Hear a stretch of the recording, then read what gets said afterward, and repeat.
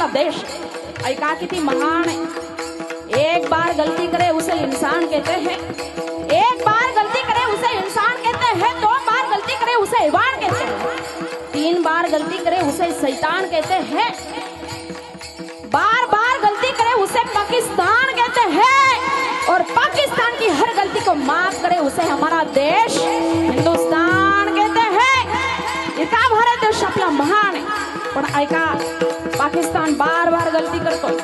पुलवामा सारखा हल्ला आपल्या भारत देशावरती झाला, पुन्हा एकदा पहलगाम सारखा हल्ला आपल्या भारत देशावरती झाला।